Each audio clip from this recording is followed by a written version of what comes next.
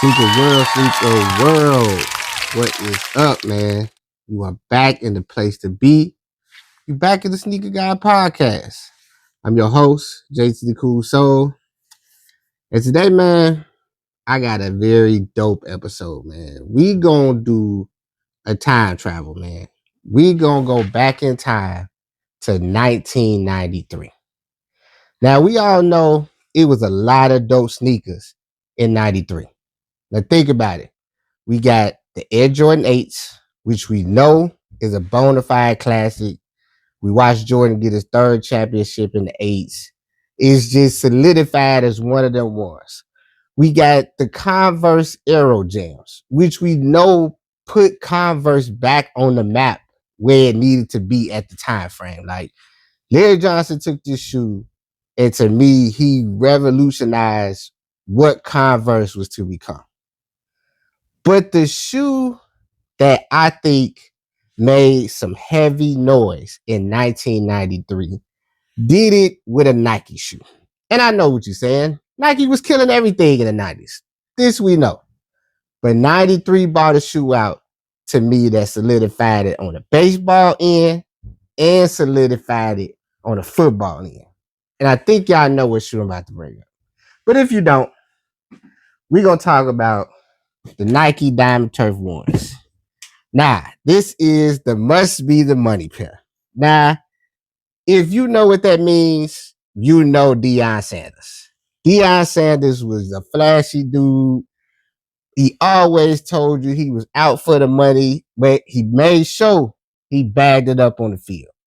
So when Nike brought these out, bro, I'm telling you, they did some damage in the streets. Like everybody I know in 93 was really repping this shoe hard, bro. Like having this shoe was huge. Like, don't get me wrong. Having the Air Jordan 8s, you know for a fact that was bona fide. But what made the 90s so special, bro, it was so many shoes that I always tell you was gonna give you that oohs and ahs. And this was one of them ones, bro. Like people was gonna always get them oohs and ahs with J's because that's just the norm. But when you had something like the Deion's on, bro, like I don't know what it was, but this shoe just brought something special and different to the game that we just ain't seen. You know what I'm saying? And it's still one of them shoes that I think is like just I almost want to give it a 1 of 1 because we've never again seen. Well, I ain't gonna say we never again seen because we had Ken Griffey, but if we talking baseball and football, like that's like a treasure. You know what I'm saying? To have a shoe that was so big and so impactful with two different sports, like, man, this just brought something different to the game. Like, now when they did this shoe, we all know this is not an original colorway. You know what I'm saying? We all know that this is just, I'm going to say a today's color, but they did very perfect on this shoe. Now, if we look at just the leather, you getting two different styles of leather. You almost got like a nubuck leather on the toe box. Then you got more of your smooth leather just on the inside of the toe box. You know what I'm saying? Like, I thought that was a great touch. You know, to put the blue with the gold, perfect to me. You know what I'm saying? Then I always tell you, little details make a shoe great. If you look at it, you can even just see where the outline is, where they just put little small, just hints of gold in there. Like I say, when you could take a shoe, add those little features that make it big when you got it, it's perfect. You know, then I thought this was a great touch. For them to put the two jersey numbers in here in gold. So you got what, 21 on this one. Then when you get to this shoe, you got 24 in gold. Which I'm like, all right, y'all put a lot of hidden gems in this shoe that I think is dope. And it still just gives off that 90s feel, even though it's not an original color, which that makes it just even better. Now, I did hear a lot of people say, I'm tired of them giving it that age look. Now, to me, bro, I ain't gonna lie. You can keep doing this on a lot of shoes. Because for some shoes, it does look super great. Like, giving it that vintage look takes me back to, oh, this is the 90s. This is what the shoe would look like if I open the box in 2025, it's going to have that age look. So if you giving it to me now without it having to be 20, 30 years later, I think that's cool. But you always say to you stay on.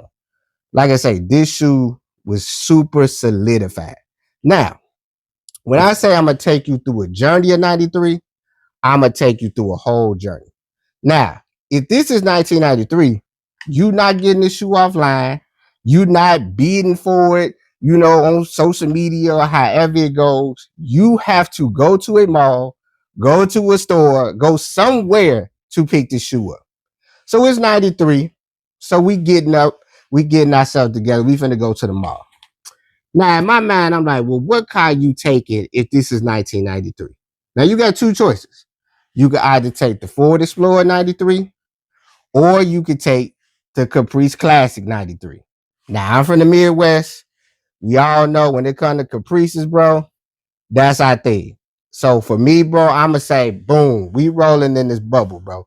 Like you gotta choose the bubble down here. Like it's just a given. Like, don't get me wrong, that Ford Explorer is popping. I give it to it. Like you can choose that also. But Midwest, Gary, Indiana, we gonna slide through in the bubble, bro. So we hitting the mall. Now, like I say, going to the mall in the 90s was everything, bro, because it was like you going there to get the shoe, you going there to get your outfit, you going there just to see who out and about. Like that was your social media. You know what I'm saying? I say this all the time. Like that's where you would go to see what's new, what's popping, who checking for what, who getting this, who got that. Like that was your meeting ground. You know what I'm saying? Like when everybody's on social media and they talking about this or talking about that, like going to the mall is where you would go to talk and discuss these things. So okay, pulling up at the mall, you finna go in the store, you finna cop a shoe.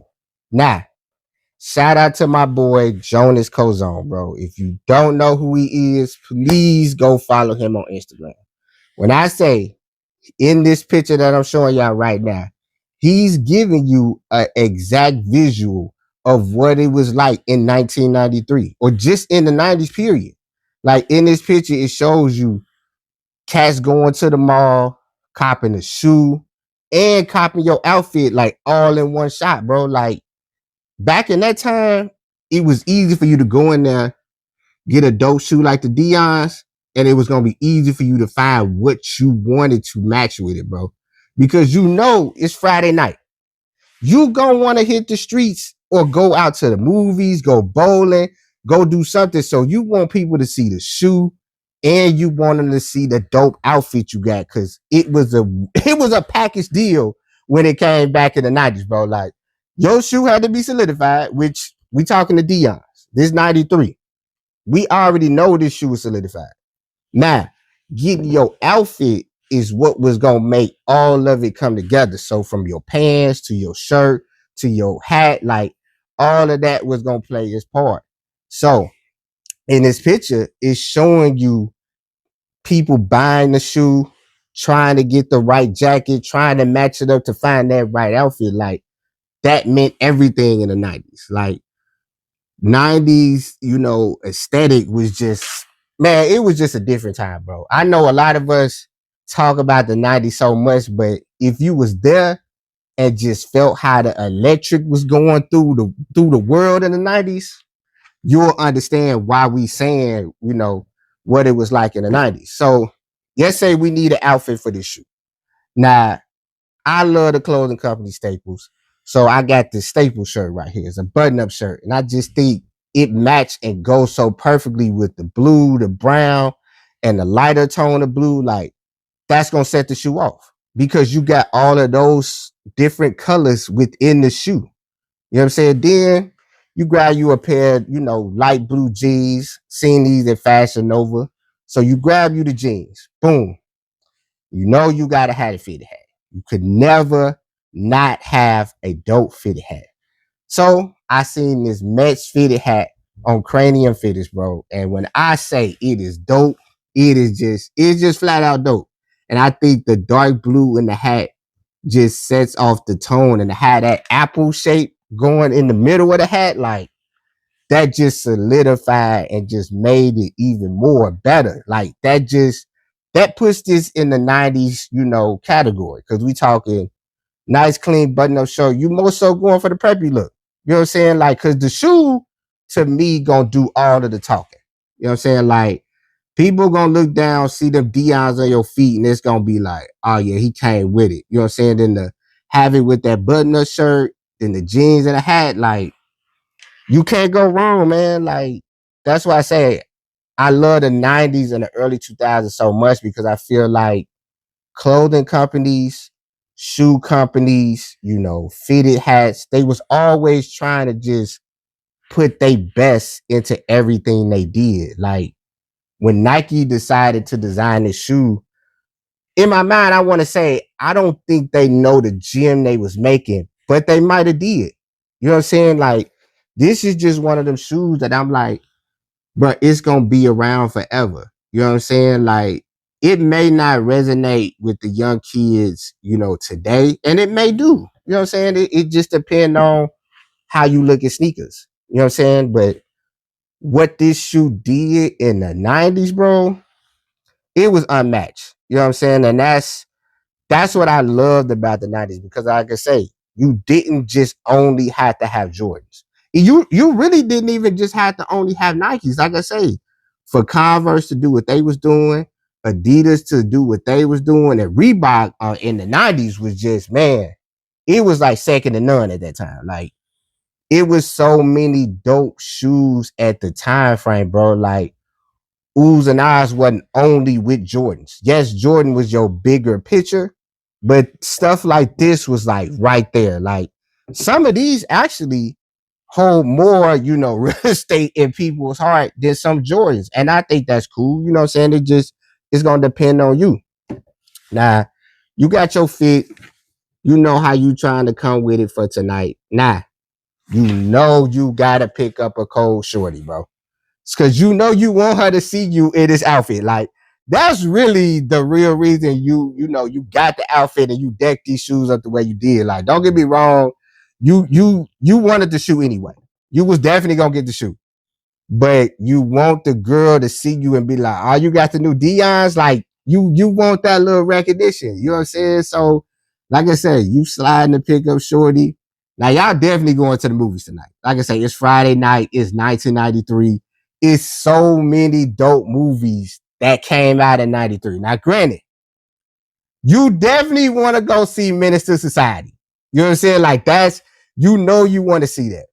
But you picked up Shorty today, and you know for a fact she wants to go see Poetic Justice. So you definitely gonna take her to see Poetic Justice, bro. Like that's just what you gonna do because you trying to impress Shorty because you already impressed that night with the clothes. You got the bubble caprice.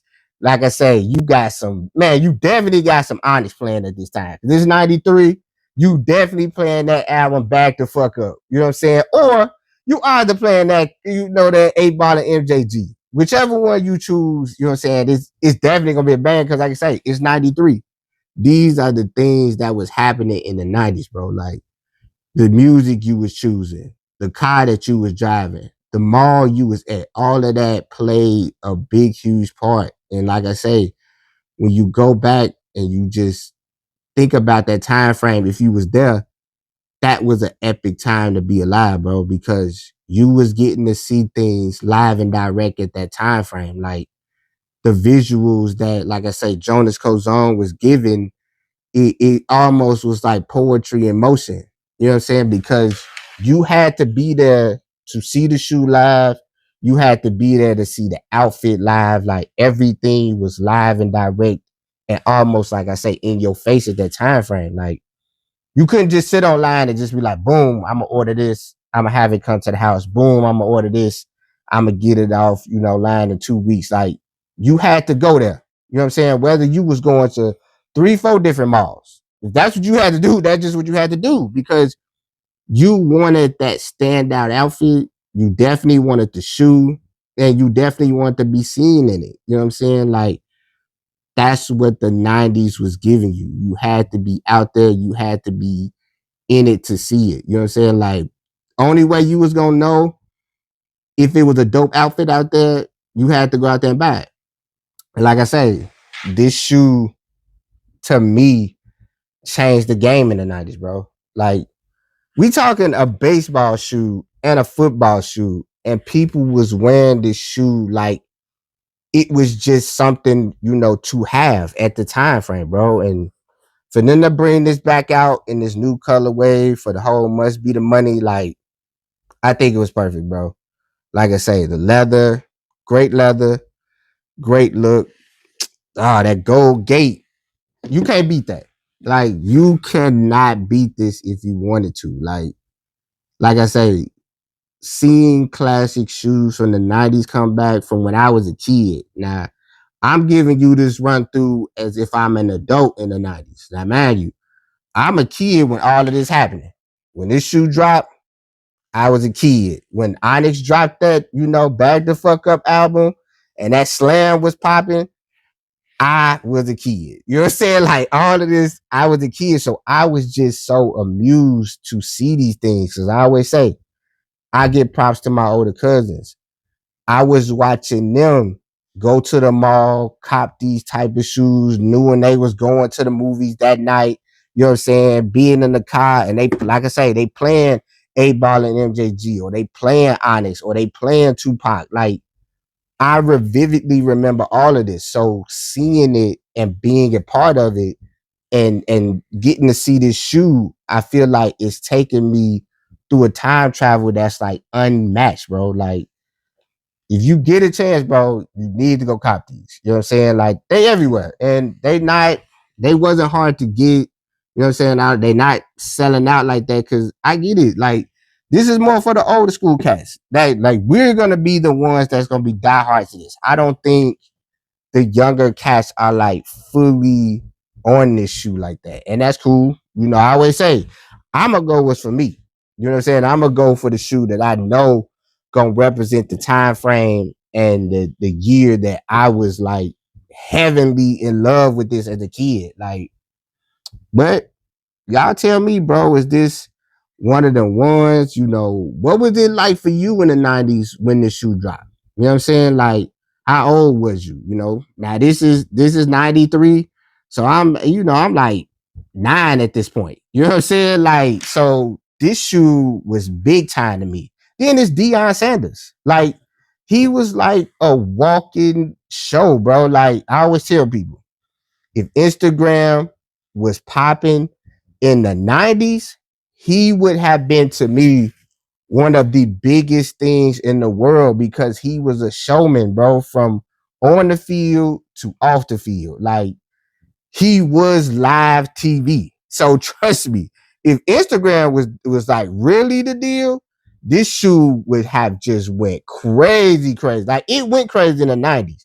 But yes, just add seeing him all the time, him, being in the shoe, him, having money, having the gold chains, like, this was gonna even make this shoe even more bigger, bro. Like, I'm telling you, like, that's what I say. The 90s, at that time frame, you had to be there to see it. You couldn't be like, oh, I wasn't there. Let me just click on Instagram because I know they gonna show it. Like, if you missed it, you missed it. You know what I'm saying? Like, it was like one of those type of moments, but it was the greatest thing that you could see for sneakers. Like, this shoe was big, bro. And I'm happy to got this shoe because it's dope. You know what I'm saying? And like I say, y'all tell me, was the journey I took you through, was it accurate? Was you like, nah, bro, you should have did this, or nah, you should have definitely picked that Ford Explorer. Like, everybody gonna have, what they think that 90s travel should be. You know what I'm saying? But taking y'all back and just giving y'all a rundown of what it was like in the 90s, you know what I'm saying? To be at the mall and to cop a shoe, like, that was everything. You know what I'm saying? And to have that right outfit, and like, definitely to pick up that cold chick and she get to tell you how your outfit and shoe look. Oh, that was stroking your ego, bro. Like, that was the whole reason for all of this. You know what I'm saying? Like, you wanted to look good. You know what I'm saying? And the 90s was gonna make sure you looked it good long as you knew how to put it together. But y'all let me know, man. Is this a cop? Is it a drop? Was it one of the best shoes in the 90s? I definitely got it as a top 5 sneaker of the 90s. 93, yeah. This was definitely a top 5 sneaker. But y'all let me know, bro. But, I hope y'all enjoyed this, journey at 93, bro. Like, I always tell y'all, I'm a kid in the 90s. Like, I'ma always give it to the 90s and the early 2000s. Like, best time frame, best decade ever for shoes, fashion, music, like all of that played like a huge part, bro. So y'all let me know, man. But it's been another dope episode of the Sneaker Guy Podcast. Your host JT the Cool Soul. Make sure y'all hit the subscribe button, man. Me and my dogs always tell y'all, it's free to hit it. It's not that, not that big of a deal. Just boom, hit the subscribe button. Be a part of the Sneaker Guy congregation, bro. But hey, I'll catch y'all later. Peace.